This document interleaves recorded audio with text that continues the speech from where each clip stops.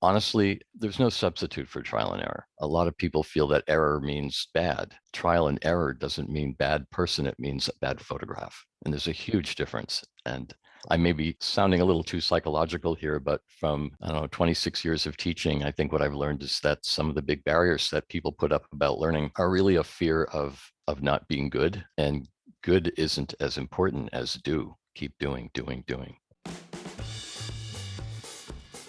Welcome to the Beginner Photography Podcast brought to you by CloudSpot. Each week on the show, we interview the world's most interesting photographers to find out what it really takes to capture beautiful images and compelling stories so that you can start to do the same. Welcome back, my photo friends. Today we have travel, street, landscape, conceptual photographer, and educator David Julian. Now, prepare to hold on to your butts because this is one of those interviews that will leave you with your mind just wide open, looking at everything in photography with fresh eyes and just a little bit different.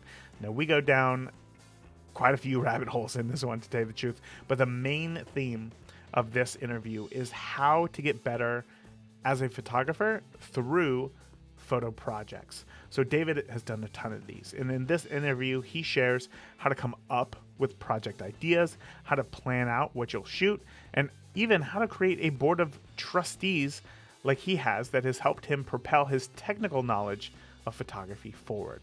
Really interesting ideas that I know you are going to love. So with that, no further ado, let's go ahead and get on into this interview with David Julian. David, my first question for you is simply, when did you know that photography was going to play an important role in your life? I think the first time was when I dissected my father's Topcon Unirex SLR camera when he was away on a business trip, and I could barely put it back together. And I knew that at that point, I was going to either put that back together correctly or face some serious retribution. But in a more professional level, I believe that when I was working at Time Inc.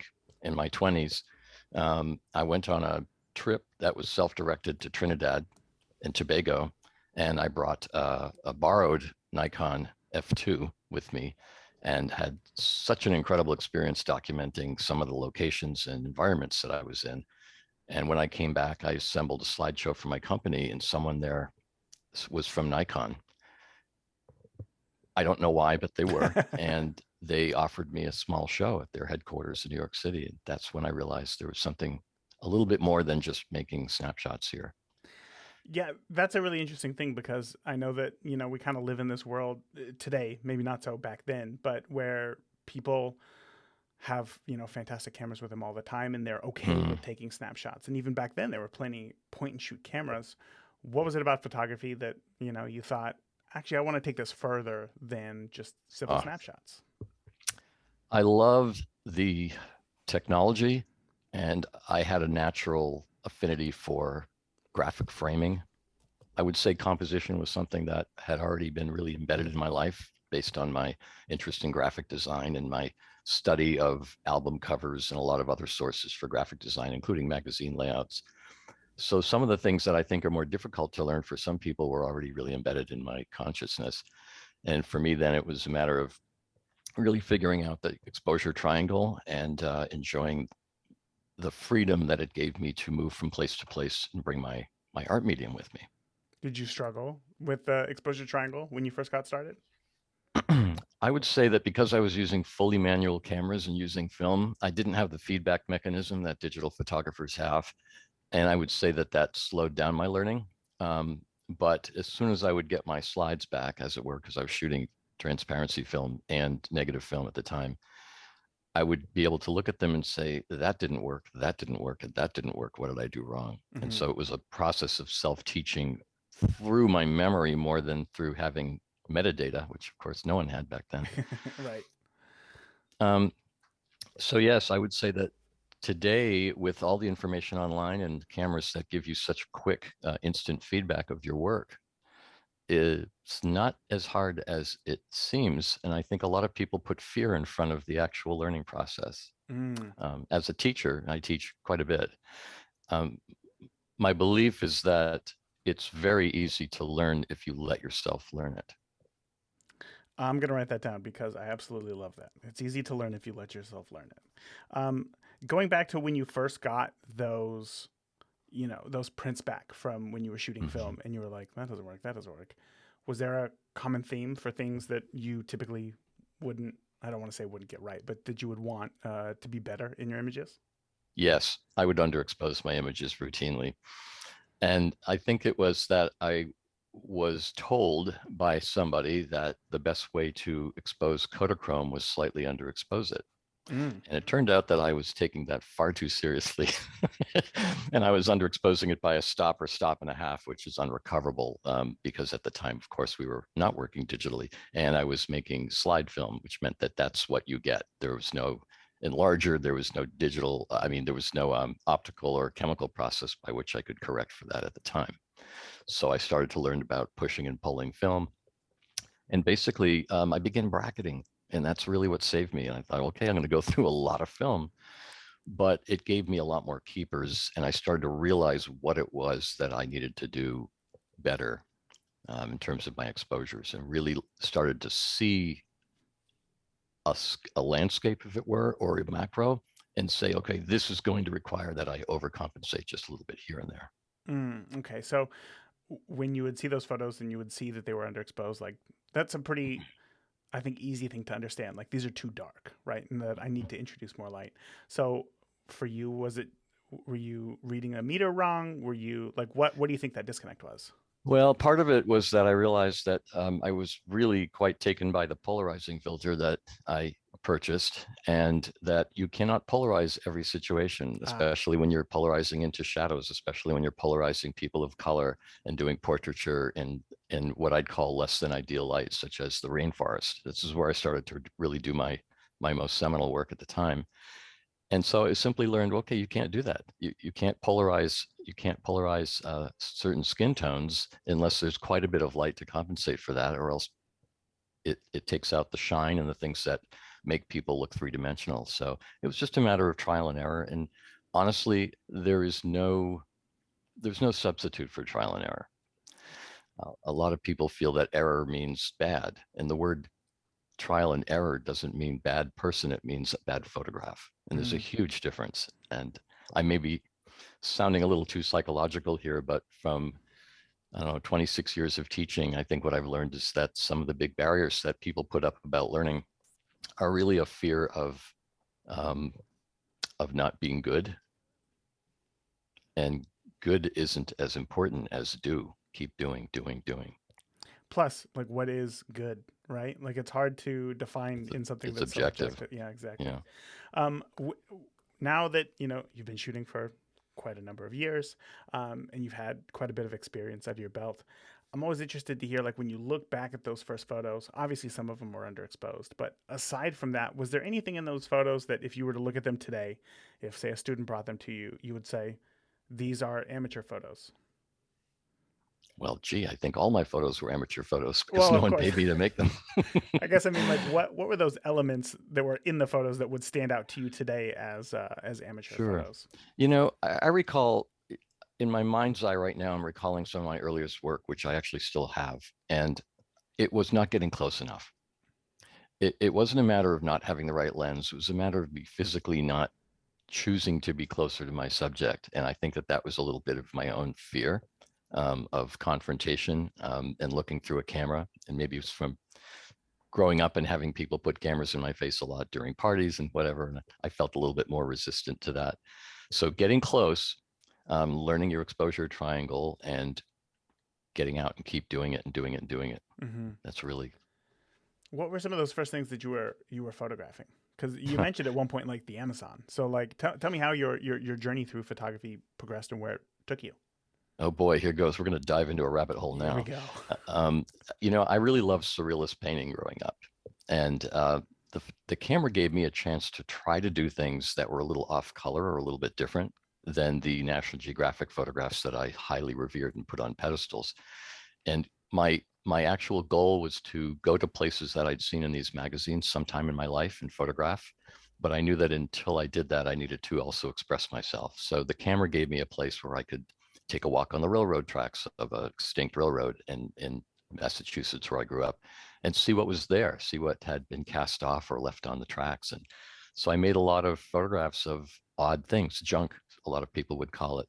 And people would say, why are you photographing garbage? There's all these people out there and landscapes. Well, it's because I actually think it's interesting to see what people cast off. And so those were some of my earliest photographs. That and taking portraits of schoolmates, trying to do sports, but failing terribly at it because I didn't know enough about the game to make the right decisions. But I think that the camera gave me a place, gave me a reason to walk alone in the woods and really see more deeply what I had been passing by. So my earliest photographs were a combination of attempts at art versus nature, macro landscape, heavy into nature. Heavy into nature. I think, when preparing for this interview, obviously, kind of trying to dive into some of your work.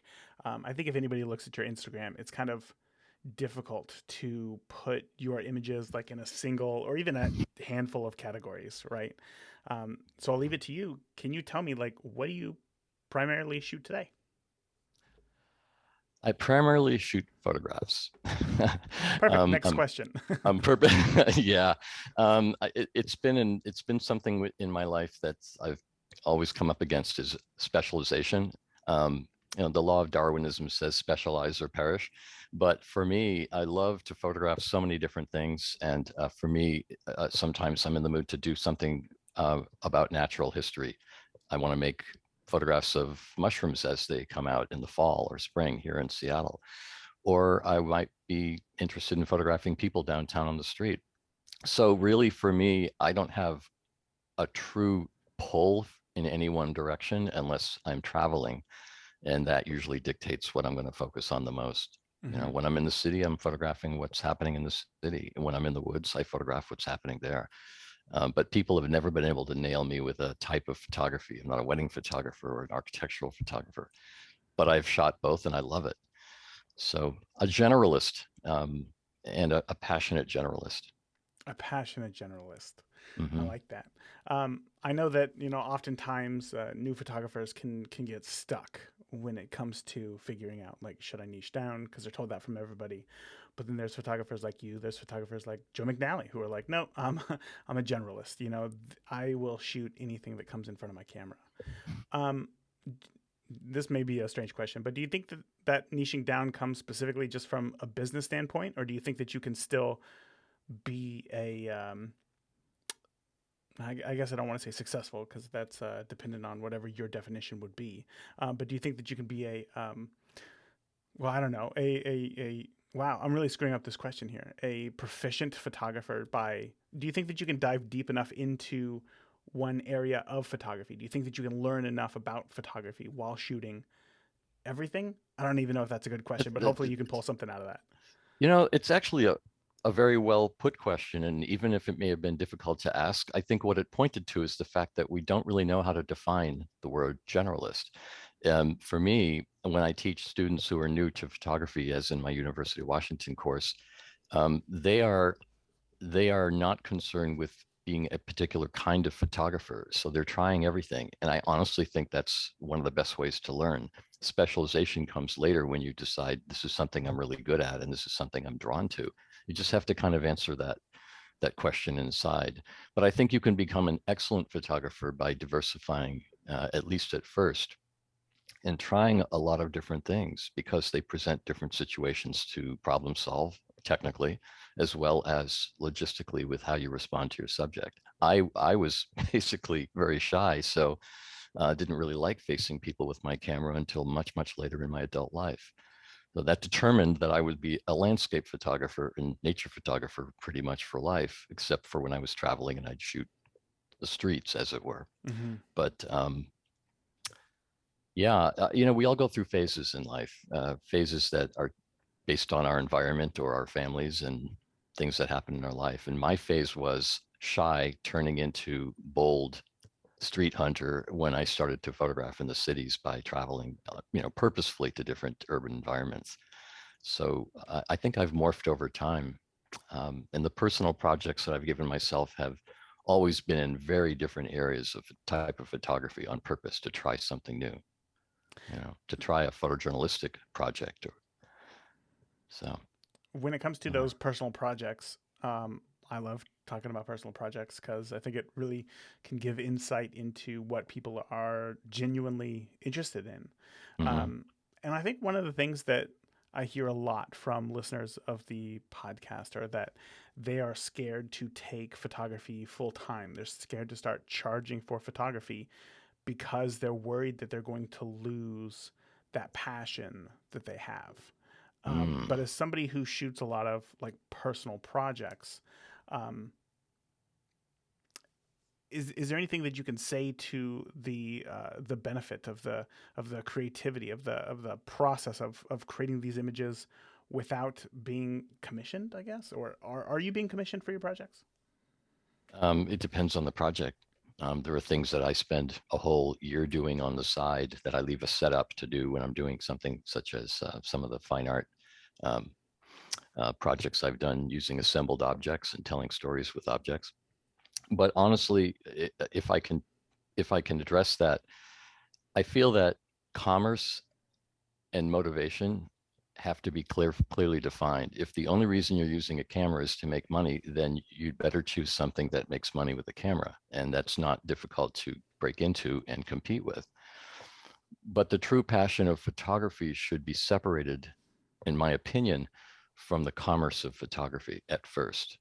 And I think that's one of the things that gives permission to people to try different things and see what really resonates. Because my belief is that unless you take a corporate job with photography, you're going to be best at what you're really passionate about. And you're not going to find out what that is till you try a lot of different things. Mm-hmm. And personal projects are the best way of motivating yourself to try different things without the overhead, as it were, of worrying about the income and pleasing anybody.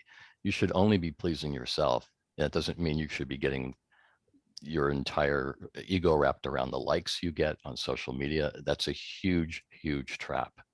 And I know that I'm not of the generation where social media is something that we were born with, but I think it's very important for people to develop a healthy outlook on their work without needing the affirmations of many, many, many people to Mm-hmm. say it's good. Yeah, You know when it's good. you know when it's good, but how? Like, because I okay, I'm going to challenge you there because there's people in the beginner photography podcast community who will, they'll be shooting for a long time and I will look at their work and say that they are a proficient photographer and they will post a Mhm. photo in the group and say like, is is this any good? So where do you think that comes from? I think it comes from the inquiry of wanting verification that your work is good. I think that when a person gets a very, very small signal of excitement from looking at their own photographs because it's better than the others around it on their computer or on their light box if they're still shooting film or whatever. I think that there's a tendency for us to be drawn to one frame versus another, but to still want affirmation or acknowledgement that that is true from someone who's been shooting longer. And I think that's why it's very important for people to study photography, not just do photography. I think I'm almost 100% self-taught, but when I really think about it, am I? It's just that I may have not had an instructor, but I was not self-taught. Self-taught would have meant that I saw no books. I saw nothing that I saw no museum exhibits. I saw no gallery shows. We're not really self-taught. We're just simply choosing how we decide to teach ourselves. And teaching ourselves can even be by taking full college courses or many, many, many workshops. You're still teaching yourself, but you have other people to tell you, here's how I do it. Here's why this photograph's incredible and this one's really not. It's a matter of just filtering information. But I do think it's important for people to get outside opinions, and that's where mentorship comes in, Mm-hmm. or courses like yours. Any way that you can get other eyes on your work that are educated and experienced is a very good thing. I think the trap is when people don't ask the right people those questions. Hey, Raymond here, and we will get back to the show in just a moment.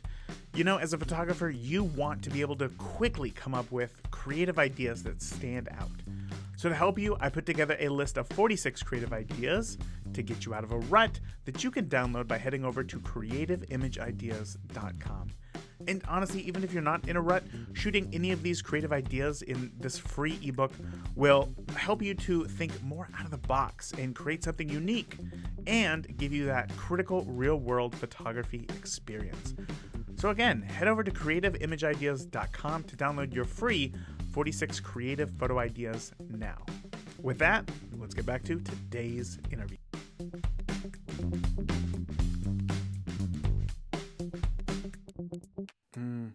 Yeah, see, that is difficult, right? Because and that's again something that I struggle with as well. And I think it was David Duchemin who said that like the perfect photography school would be simply one camera, one lens, like 1,000 rolls of film. Don't come back until you've shot all of them, right? Don't talk to me until they've all been shot, right? Like there has to be this journey of self discovery and like what you like in a Yeah.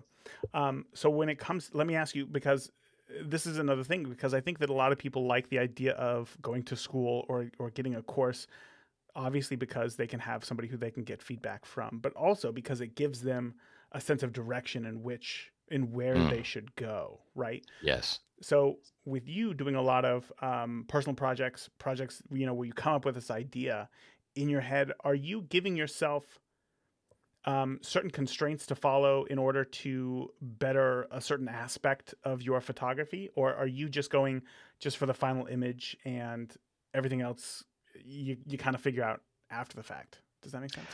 I think that, yeah, I think I can make sense of that. I feel like I will have what I call an intention, and I will define that intention by making notes, sometimes even drawings of what I want. If I'm doing something that's based on still life, that I'm going to probably make some kind of thumbnail sketches or doodles that'll give me some ideas on how I want to light something. The rest of it's pure experimentation on that kind of project. But if I'm learning street, I'm going to look at a lot of great street photography, decide why it is that I love that particular photograph or another one. And then I'm going to say, I want to do work that has that kind of power. And all the while, I am going to post some images, but I'm not going to decide that that's my end game is to, I'm doing this in order to get a lot of likes, or I'm doing this in order to get a lot of feedback. But it's necessary that I get some. Even at this point of my life, I'm sometimes my worst critic. So I do need someone else to say, this is actually the better photograph, not the one that you've chosen. So it's somewhat of an emotional decision as well as a tactical one. And I love what David said, and I think he's a brilliant person to follow, is that we need to keep practicing, keep practicing to keep practicing. I think the piece of that sentence that might be missing for me is we do need to show our work in order to know that we're in the right track and doing the right work. Mm. Again, yeah, that's another thing that's another part of the equation. It's like if as I think it was, I feel like I'm just full of quotes on this one. Like it was Ansel Adams or whatever who said, you know, there's two people in every photograph, the photographer Ah, and the I love viewer. that. It's so great. Yeah. But, you know, I wonder sometimes as the photographer, how much do you care about the viewer? What do you think about that? Do you think that that matters, or is it more about you, the photographer? I think that's a really great question because it's important to, as an individual, make that decision. If you're the kind of person who's insecure enough that you feel like you can't judge your own work, or you're too harsh a judge on your own work, and you really do need someone else to say this is a better photograph than another one, then that's one type of person. Other people are not that fully invested in the emotion of their own work, and they have a chance to be much more open to outside inquiry or outside choices. Mm. And I think that everyone who uses a camera, no matter how good they are in their own mind, or no matter how bad they are in their own mind, they need to do is keep finding people, mentors or workshops or classes or groups or camera clubs or meetups. Any way you can interact with other people will do three things for you. It'll make you a better photographer because you're around great photographers, mediocre photographers, and sometimes not so great photographers. It'll make you a better photographer because you're practicing and you're showing your work and you're getting input. It's part of the clan mentality of the human relationship to other humans. We can't be isolated. We can't be alone. That's basically walking into a box and staying there. And I think that as creative as you may feel when you're alone walking in the woods with your camera, and that may be your need for solitude or space or to repair if you're peopled out, it's also important to have community. And this, in what you're doing, Raymond, is community. You know, you're building exactly what people need, especially for beginning photographers. It's fantastic. That's why people are tuning in. Thank you. Thank you. Because they believe that. What do you think about people like Vivian Marr, who went their entire lives, without, some of her closest family knowing that she was a photographer? How do you think somebody like her becomes the photographer that she was? Do you think it's a lot of her looking at her photos, breaking them down, and then trying to be better? I would say that over time, that must be what it is or must be what it was. But the film doesn't show the giant piles of tens of thousands of photographs that she rejected herself, Ah, may or may not have thrown out. interesting. I mean, I have a photograph somewhere on my phone of two complete garbage bags of slides Hmm. that I decided to finally part with because I knew that I would never look at them again. So I think I might be straying off the question, but Well, let me um, ask you, out of those two garbage bags of slides that you threw away, how many from those rolls do you think were keepers? oh, probably one or two per roll. Yeah. My hit rate was sometimes based on weather conditions I was trying to fight, especially if I was shooting in the tropics. Mhm. And sometimes it was based on just not being connected at the time I was making the photographs. I was just shooting because I was there to shoot. Yeah, that I is. wasn't connected in. Yeah. Why do you think you weren't? Do you think it was? I'm sorry, I'll let you Um, answer that question. yeah, sure. I mean, I think I remember once going to a drag race when I first started shooting because I thought the action of that was something I really was attracted to. I didn't know the first thing about a drag racing or where to be or what lens to bring. But Um, and so I completely approached it poorly. But what I learned was maybe I'm not really cut out to do that. First of Mhm. all, I feel deaf from having been there, and it just wasn't something I was naturally taking to. I didn't have that inner feeling of like, wow, I can't wait to get back here. Like maybe someone who's shooting pro sports for the first time just goes, my God, this is incredible. Right, right. Um, but what I realized about myself, and I think everyone does know this internally, is what are you most attracted to? What environment? What gives you the most adrenaline or calm? You know, what do you function best under? And it turns out that I function best under extremely calm situations, such as being alone in a fog in a meadow or by a pond, as well as being on an incredibly complexly busy street in a foreign country where I don't know the language. I function equally well in both conditions. And there's a lot in between that I don't. Hmm. Put That's me at a wedding interesting. with a camera No and good. it's not my thing, you know, and Yeah. I highly revere the people who make a lifestyle out of that and a good living, but not my thing. I'm trying to think. Yeah, I guess that is an interesting question to ask myself. What is where do I thrive, in the chaos or the calm? I think it's interesting. I think as a wedding photographer, it almost becomes calming, like over time, because Brilliant.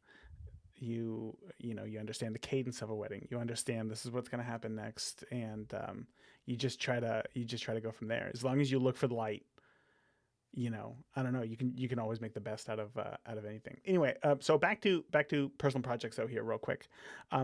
When you have an idea, right? You have an idea. I guess I'll get to the question first. When you have an idea, is it just maybe for a single image, or is it for a series of images that you want to accomplish? We'll start there. That's a good question too. I feel like I have a vision in my head. It could even be something that I dreamt, or maybe something that composited in my mind through other things I saw along the way. Um, I have a vision of something, and I know that more than one of them would be a better story than just a single piece. That said, I have done projects where I've set up something to photograph over time because that was part of the idea was the metamorphosis. And it turns out only one of those frames really was any good, and I had to go and find a different way of approaching the same subject. Mm. So I think again it comes down to practice, practice, practice, and image series project over 2 seasons, two projects. And I think it's always very challenging to them to commit to doing a series of anything because their life up to now has been mostly one-offs. But I think that the commitment to doing something and seeing it through is a very important part of learning photography and a part of the natural experimentation that comes with following through with something. I couldn't agree with that anymore. Mm, Yeah, seeing something finished is huge, especially when you're just trying to learn what the buttons do on your camera. When you're able to have this idea and go out and shoot it mhm. and finish it, that is a big thing for sure. So when you have this idea, um, what maybe could you tell me what is the most recent project that you've been working on, so that I can try to use this as an example?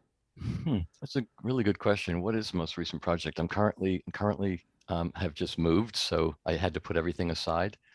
But one of the projects that I'm doing right now is called Precious Things, and that's the working title for it. And it's actually a project that's stretching me quite a bit from my comfort zone because it's a series of portraits, and it's actually diptychs. It's a portrait of a person holding their most coveted object, Mhm. and it's a portrait of the object in a very formal way.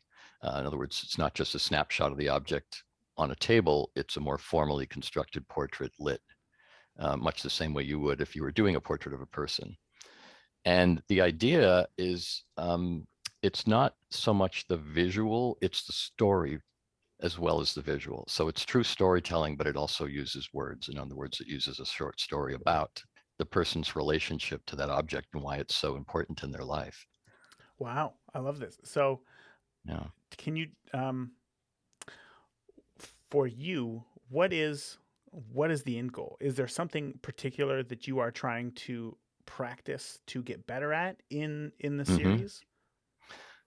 Yes, it's portrait lighting.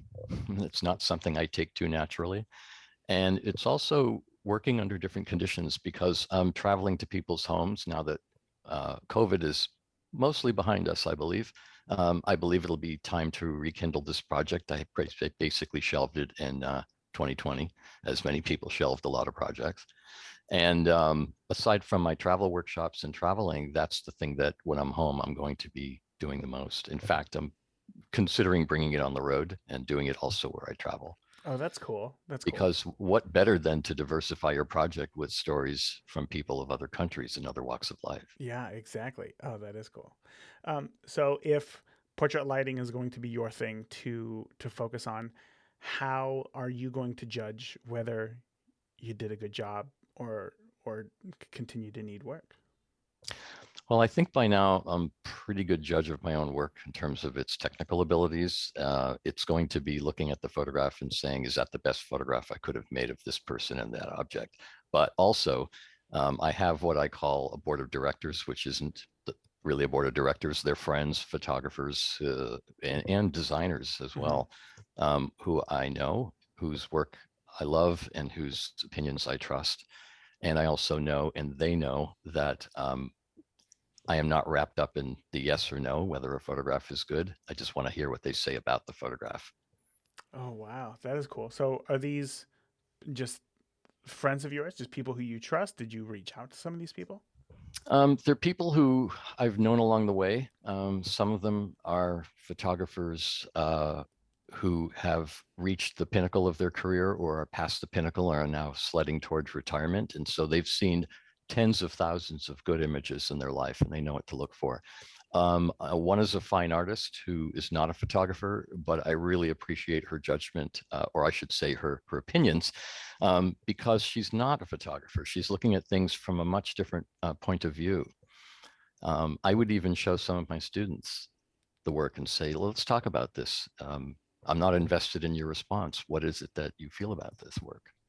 Because fresh young minds, and then these older people who I know as well, who are more in my own vintage, I think diversity of information is really the best way of getting going forward. You and me both.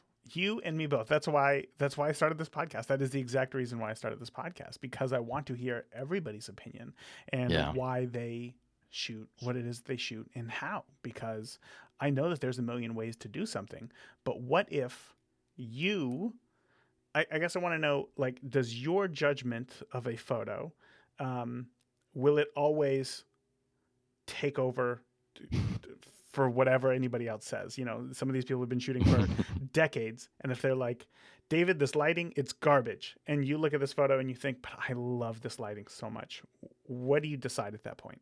Oh boy. Well, I would I would be deferring to their opinion, especially if they are known for their lighting. Mm-hmm. I can't imagine that I would actually show a photograph that was that bad, Well, but because that I'm was an such a extreme harsh critic. example. Yeah. In fact, I'm such a harsh critic that I know that I profess more than I do when it comes to being easy on myself, and I'm very harsh. But yeah, I think at the early stages of the project, I'll get input on the technical ends of things so that I can not keep making that mistake over and over and over again. Because I really don't have the time or the leeway to keep making the same mistake over and over again. I want to know soon. I remember what Joe McNally said. In fact, I'm glad you brought his name up because he's an all-time favorite of mine. Um, I think he said one time in one of the interviews that he brought images back from a paid shoot and the art director said, these all suck. Like Yes. what were you thinking? Yeah. And he said that was a very harsh lesson, and one that I value very much. And you know, that's the sign of a really good, secure person, is when they can hear that and still go into that Mm-hmm. and still go right back into the fire again and do it better. And I think that I just want to take a second to say that the thing that I feel, and I mentioned this at the very beginning, I think the thing that is most important for photographers learning photography to know is that the comments about their pictures are not about themselves.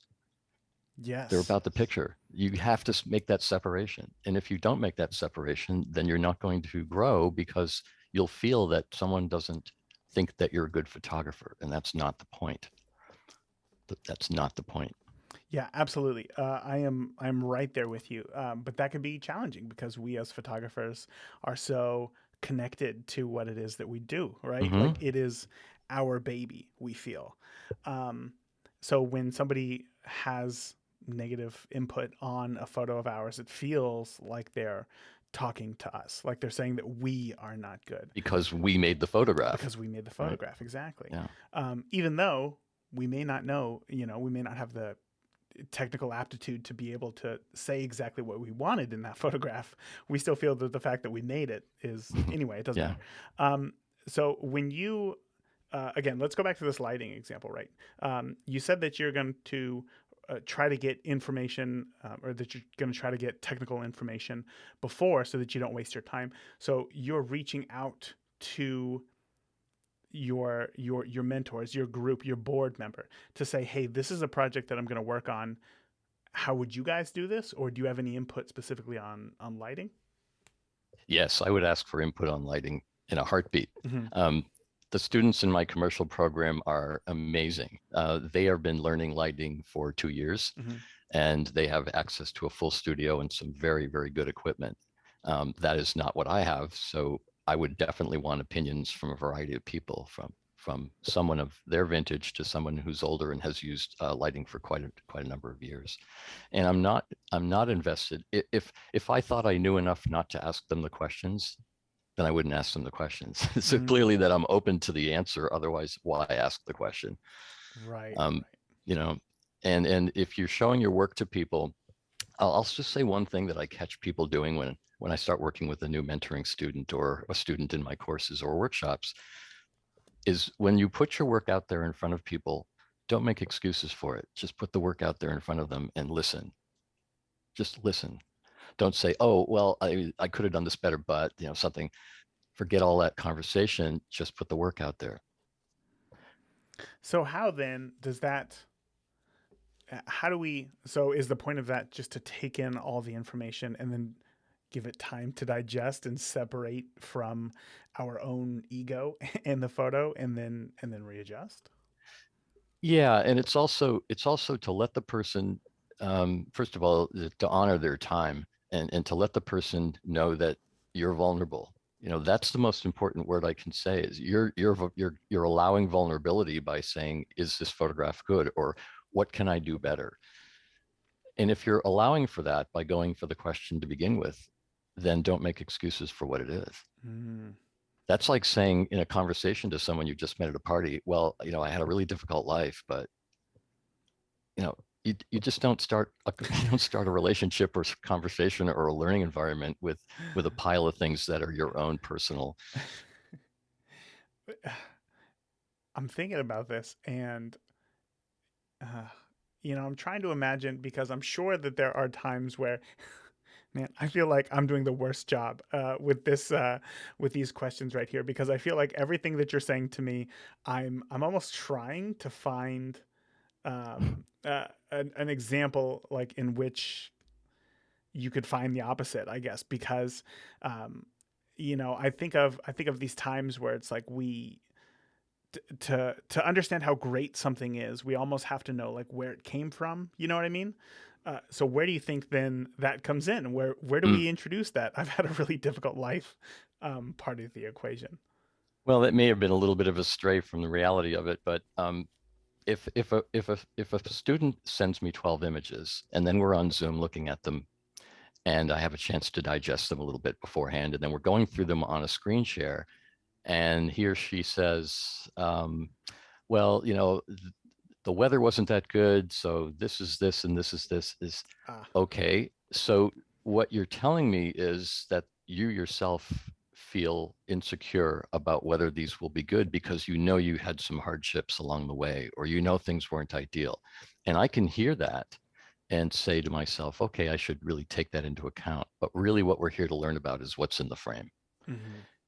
So yes, there's a little bit of conversation, and I may say, can you tell me what you were doing when you made these photographs? And then let's not talk about each photograph's problems before we even talk about the photograph. Gotcha. Okay, that's a much better example than what I had heard. I apologize. I No don't problem. comprehend words as fast as maybe I should, especially for being a podcast host. You would think that I would be better at that. Um, Back to the whole personal projects thing. I want to know, like, what for you is the end goal? Like, I understand that learning either a new skill or practicing something and becoming a better photography is the ultimate end goal. But for Mm-hmm. your photo, like, what's the end goal for that? Is it to print and put Mm. on the wall behind you and then it's done, or what? That's a really good question. Um, I think it's very important that I say a few things about what I see as beneficial in doing personal projects. The end game would be, in my opinion, to share it with the world, right? Otherwise, you're an island making work for yourself, and there's people with thousands of pounds of photographs like that in their attics and basements. And I myself have a garage full of things I have not shown the world. But I think that it's important to say that you're doing a personal project because you want to share something about yourself. You said something very important at the very beginning of this podcast. And I think that what I took from that is a photograph is both about what's in front of the camera and the person behind the camera. That's not how you phrased it, but that's the takeaway. And so if you're doing a personal project, it's partly to investigate and explore something and the adventure of exploring something you are drawn to. And in doing so, you're going to naturally tell your story to other people. I care about this vase full of flowers, and I'm going to photograph it with true belief and passion towards my love for flowers and vases. And I want other people to see what I see when I light them that way, or to show them that way. It's the true spirit of sharing, and art is meant to be seen by more than the person who created it, Mm. even if it's not art yet. Yeah. The word art's very heavy. That means something is really successful or not. Yeah, that is beautiful to think of. So then again, let's think of this vase full of flowers right there, and talking about the way that you want to light it.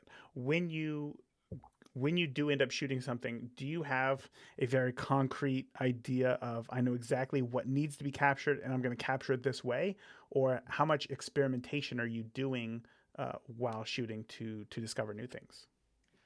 Um, you know, I think because I commissioned photographs for a long time as an art director, I had a vision of what needed to be done and what I was hiring someone to do.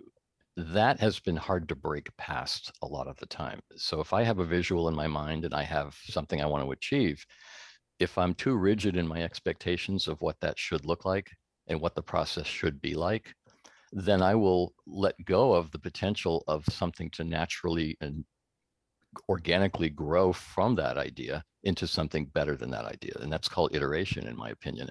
And one must start out with a vision, but to know that that vision's basically fuzzy and possibly going to go away as they experiment and organically see what actually happens. The process of microseconds of feedback of what you just saw, what if I change this? That little interior or internal conversation is the thing to pay attention to when doing personal projects, not am I achieving my vision? So we're not trying to be different just for the sake of being different, but listening to what voice in our head is saying, well, what if we just tried this a little bit different and then dive deeper into that.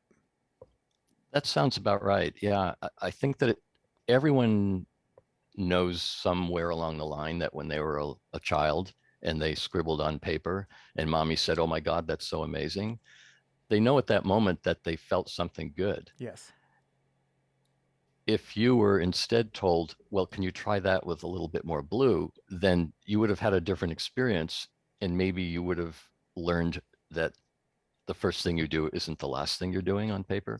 It's part of that conversation of saying, if I keep experimenting, I'll only learn more. And if I go too far away from my original vision, I can always pull it back. But to have the experience of variation, much like when you're shooting, I tell students, if you're attracted to something and you're out photographing, keep shooting it. Make variations, put your body in different positions. Don't just stand there with a zoom lens and try different focal lengths or different apertures or different speeds, but move yourself around and see how many different ways you can connect to that subject. And that's the iteration that I do with my personal projects as well. And I may show some of those early iterations to people, or I may not. I may just discard them myself and Mm-hmm. say, oh, wait, this one feels best. Now that I've realized that, oh, yeah, I want to have less light around the subject because I want more of a glow or something like that. It's that there's a response that we see, and we need to pay attention to the messages in that response. Is it the same when knowing when to be done? Oh boy, that's the hard one. I'm terrible at knowing when to be done. Same. Um, I I think that first of all, I get lost, Mhm. and I just want to keep working on it because I think that there's just one more thing I haven't tried. There's also this is a big one, the word perfectionism. Many of us keep tunneling into something because we feel it's not perfect yet. And I'm totally guilty of that, even though I profess for people to let go of perfectionism. And listen to David Duchamp. He's got podcasts about it. Hmm. And I assign those to my students. They're required listening. So how do we get Uh, over that though? Because that is something that if you, how do you know that balance between, wait, I'm really close, or I'm just spending way too much time to not get much more return on this. I think that's maturity and just learning through experience how much time you're wasting or how much energy or to sit and get away from the camera for a bit and go somewhere else and just say, why am I pounding that nail further into the wood? It's Mm. already there. Am I done yet?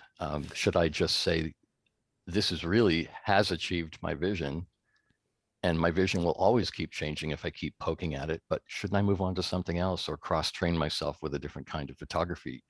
And that's what I try to do, is have two different things going on at once, if not three.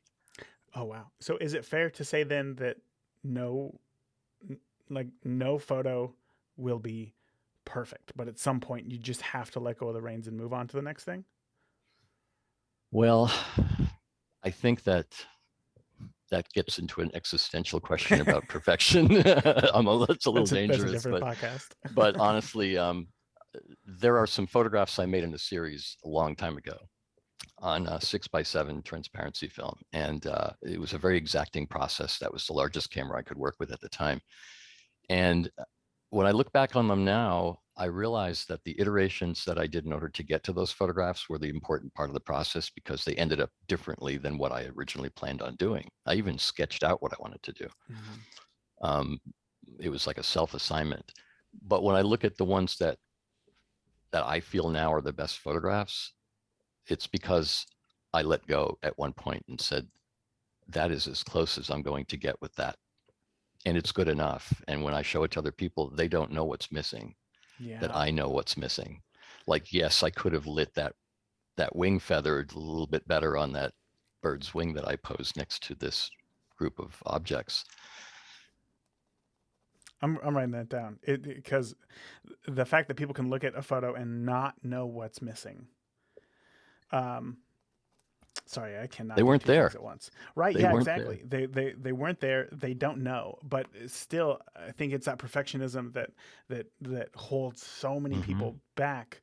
When I don't think that the goal in most of photography is to be perfect, but it's simply to Hmm. do. And if you just do, you're going to be better than, I mean, 99, you're going to be better than 100% of the photographers who don't do, who are so focused on the perfectionism that they never get even to the point of doing. And that's something that I struggle with, where it's like when I come up with an idea, I try to come out with like the perfect plan, and it never Mm. goes according to plan. So then I try to plan out an even more perfect plan, and then that doesn't go according to plan. And it's hard to still um, get the momentum to continue to go. So for people like me, and I would say people like yourself who are focused on that perfectionism, is there any advice that you have to help us encourage to continue to just do? Um, I hope I can answer that correctly. I feel that, It doesn't have to be a perfect answer. yeah, right, right. It doesn't have to be perfect. Um, there's so many things that come to my mind on that question. One of them is that you will learn the most by, and this is nothing I've dreamt up, making mistakes. They're not mistakes. That's not the right word. They are just simply the process of evolving. And I don't mean evolving like you're evolving as a person, but evolving as a person who sees, and evolving as a person who also knows when to let go, and evolving as a person who knows that the the snapshot of the moment of that process will look different than the snapshot of that moment 2 seconds later of that process. You are evolving, you are learning, you are maybe not achieving your expectation, but letting go of those expectations is a huge part of learning photography, and just keep doing it. Keep doing it. It's I think it's that I think expectation. everyone who's listening to this podcast should watch videos by people like Jay Mizell. Santa Fe Workshops, phenomenal place to do workshops. They put out a series of photographs called, I think, Inspiration by, put on by Santa Fe Workshops. And one of my favorites is by Jay Mizell. And he just has some beautiful gems to talk about there. And he talks about the thousands of photographs that were no good, Mm. that he thought were good. And everyone has had that kind of conversation. But you have to let go of your own expectations of what each photograph needs to be, and just know that you're getting better and getting better and getting better and getting better. I'm not sure I even answered your question because I tripped into another thought, but that's my rabbit hole way of being. Um, I think that I think that it's just a really good idea to know when to get out of your own way That's a hard thing, though. That's a and to hard thing. enjoy the process. Yeah, Yeah. I think the better thing to ask yourself is not, are these photographs perfect or are these photographs excellent, even, or to judge that is, am I growing as a photographer by making these? Wow. Yeah. And I feel like we're once again getting into existential ideas here, but knowing if you're going to grow from these photographs, again, is there any? Because I feel like every time I take a photo, of course I'm gonna be a better photographer, right? Every photo that I take, the goal is to be better than the last photo that I took. So Hmm. on top of that, how can we ensure that the answer is yes and not no? Well, I actually don't go about my photography that way. I don't expect each photograph to be better than the last. Mm. I expect that each time I decide to get up off my butt and go out making photographs, I'll be better than if I'd stayed home. I feel that I could make lots and lots of terrible photographs by just deciding to leave the house, but I feel better for having tried. And I feel better if I make one photograph that I even keep. And I'm a ruthless editor. I mean, you people are amazed at how few photographs from my Lightroom catalog. It's like, what? Are you kidding me? It's like, no, I treat it like film. I don't shoot that much when I shoot, and unless I'm shooting wildlife that's moving or something that's moving, and I edit ruthlessly. I Mm. actually do this process where I select all the photos, I hit X, and then I deselect the ones that I'm keeping. So you mark them all, every single photo as a reject, and then Yep. you choose a photo And to then I no go back longer and I hold the go, okay, rejects. that one hit the U key, the unreject, unreject, unreject. And then I those all those that I hit go to a collection and I go and review those later. And that way I'm just making my process a lot more ruthless and I'm less likely to have a lot of chaff that I have to hold on to. Oh my goodness. I'm gonna have to try that. That sounds so interesting because Oh, I think everybody's so used to doing it the exact opposite way. Like I everything's a know. keeper now. I have to pick which ones are bad. Um, and obviously, professionally shooting weddings, I'm willing to bet that that's going to cut down the number of photos that ultimately end up getting edited and delivered by a ton. But also, I struggle with, just photographing the kids because it's like, even if a photo is not technically a great photo, I think just emotionally as a parent, I'm just like, oh, but I love this photo. I'm just going to go ahead and keep it. But if I go ahead and mark them all as rejects, it's really going to force me to pick better photos. That's great. David, we're at the end of our time here, and I feel like this Ah, just blew by at a million miles an hour. So I want to first and foremost thank you so much for coming on and sharing everything that you have. This has been a very fun conversation, even though I feel like I probably did a terrible job and pushed you a little bit too hard in several places. But before I let you go, can you share with listeners where we can find out more about you and your work online? oh, thank you. First of all, I really enjoyed the process. And yes, I think I rabbit holed many of your questions. So I apologize for that, but I think we met in the middle and said some great things. Yes. You can find me at davidjulian.com. Expect that there's a lot of drop down menus that you have to go through to see who I really am. And there's also a link there that goes to my blog, which hosts my workshops and other articles that I've written. So we do have some really good workshops coming up, and I just want to attract people to check them out and see whether there's something that resonates. Doing a workshop called The Art of Intentional Travel and Street Photography in Maine coming up. That's one of my favorites to do at Maine Media Workshops, as well as going back to Cuba in December. This will be my 8th time bringing people to Cuba, so I'm very excited to do that. What a fun conversation. I love when they just kind of develop organically like that. I think that my biggest takeaway from this interview was just um, David's idea of finding an environment that you work best in, calm or chaos. That really stood out to me. I personally am a pretty laid back person. I don't like stressful situations, but yet I find calm in shooting a wedding. And I think that that calm comes from the experience of doing it over and over and over and over again. But it's just a reminder that, you know, what you think of when I say wedding photographer or senior photographer or corporate photographer or real estate photographer or family photographer, you can do them however you want. It doesn't have to be a quote unquote traditional way of doing things. You can think outside of the box. Find a way to put yourself in the creative zone as much as possible, and your work will take off. But you gotta dig deep and you gotta find that spot. You gotta be honest with yourself. Real quick, I want to say thank you and give a huge shout out to the blonde John for leaving the podcast a 5-star rating and review. John says, I've learned so much since I started binge listening to the show, and I love conversations with guests while demystifying the challenges of the photography world. Thank you, Raymond, for a great podcast and keep up the great work. John, oh man, thank you so much for showing up and being a part of this community, of beginner photography podcast listeners. What a cool review, short, sweet, to the point, back to work. I love it.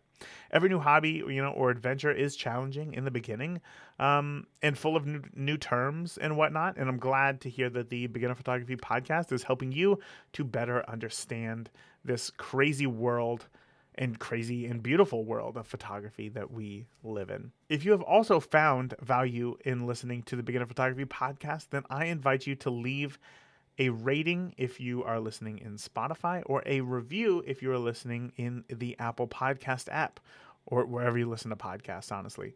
Like John's review, it doesn't have to be anything big, anything long. Just let me know what you enjoy about the show or how it has helped you on your photography journey.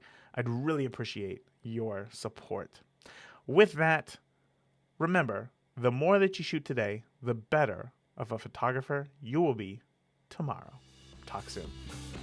Thank you for listening to the Beginner Photography Podcast. If you enjoy the show, consider leaving a review in iTunes. Keep shooting, and we'll see you next week.